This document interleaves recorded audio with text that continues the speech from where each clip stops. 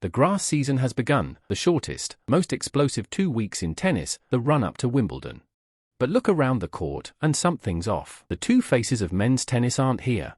One is out injured, missing Wimbledon entirely. The other made a choice no one in his position has made before, to walk into Wimbledon with no preparation at all. This week, 2 ATP 500 events opened at the same time, Halle in Germany and Queen's in London, running from June 15th to the 21st. And at the end of that road, on June 29th, Wimbledon. Grass is the most distinctive surface in tennis. It's short, it's fast, it rewards instinct. That's why these 2 warm-up weeks so often shape what happens at Wimbledon itself. But this year, 2 names that have carved up almost every recent major final between them are missing. World number 1 Jannik Sinner and world number 2 Carlos Alcaraz. The reasons they're gone are opposites, and together they make up the biggest story in tennis this summer. Start with Alcaraz, because his absence wasn't a choice, it was forced. Back in April, in his opening match at the Barcelona Open, he hurt his right wrist.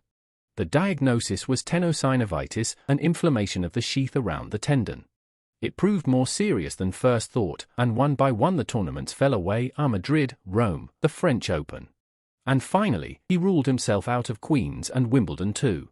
To grasp the scale, he'll now miss 2 majors in a single season, something that hasn't happened to him since 2020. And the events he gave up were his own territory. He was the defending French Open champion. Wimbledon was where he won in 2023 and 2024, and reached the final again in 2025, 3 straight finals. There's a ranking cost buried in this too. By skipping the French Open and Wimbledon, Alcaraz surrenders a huge block of points he earned a year ago. That's why his grip on the number 2 ranking is suddenly under threat. The good news is that the recovery is moving. He recently posted a video of himself running with no brace on the wrist. But those around him are urging patience, not haste. A player this young has years ahead. Forcing a comeback now to chase one tournament could cost far more later. His target isn't grass at all, it's the North American hard courts in August, and defending his US Open title. Alcaraz's absence is plain: Wimbledon has lost a 3-time finalist. But the more intriguing story sits with the man who is playing Wimbledon. World number 1 Jannik Sinner will be at Wimbledon, as defending champion, and as the favourite. His season has been overwhelming. He swept 6 straight Masters 1000 titles to complete the career Golden Masters. Then the run hit a wall, in the second round of the French Open, the one major still missing from his career. And then he made his decision. He would play none of the grass warm-up events, not one. Going straight from the French Open into a recovery block, and on to Wimbledon. That's a first for him. Every previous year, he'd used a tune-up or 2 to feel the surface. Here, opinion splits. The smart management read, he pushed flat out all season, then absorbed the mental blow of the French Open. In essence, he needed to recover completely, body and mind, before going again. There's calendar logic too. The biggest hardcourt stretch, including the US Open, comes right after Wimbledon. The dangerous gamble read, grass is a surface of rhythm and feel. Walking into a major without a single competitive match on it leaves a gap in match sharpness. The bounce is low, the footing is different, and timing usually takes matches, not practice sets, to find. Every previous year, Sinner himself thought prep mattered, which makes this break from routine so striking. So one is out injured, and one is walking in unprepared. And in between, a vacuum has opened across the warm-up events. With the top 2 gone, Halle and Queen's have effectively become an audition.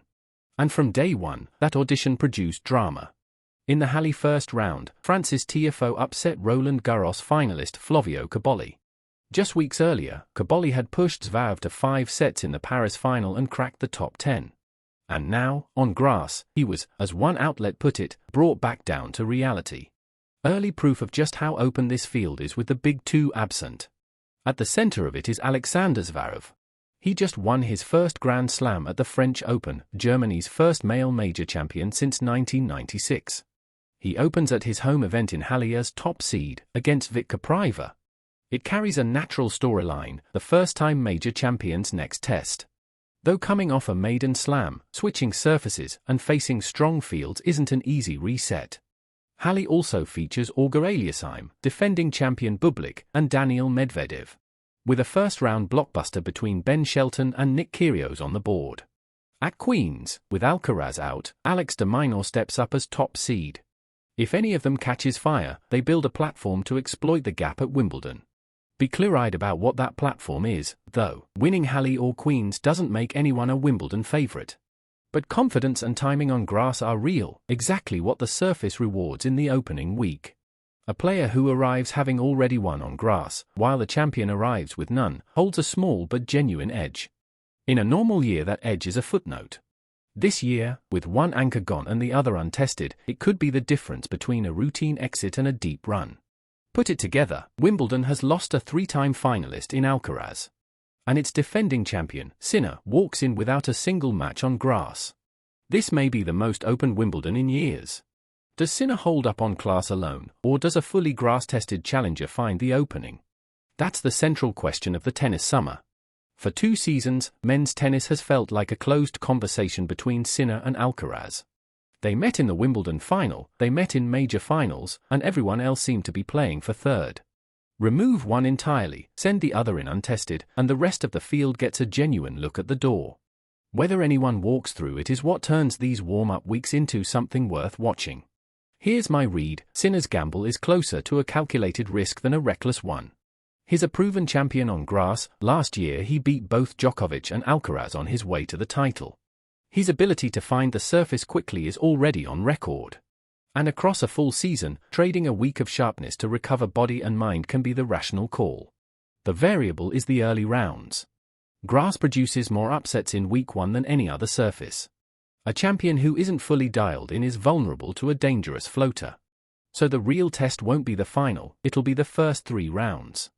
Alcaraz's absence is a loss, but it also makes this Wimbledon harder to predict. And an unpredictable major has always been the most compelling kind. How do you see it? Is Sinner's no warm-up plan smart management, or a dangerous gamble? Tell me below. And if this breakdown helped, take a second to subscribe and hit like, it genuinely helps the channel.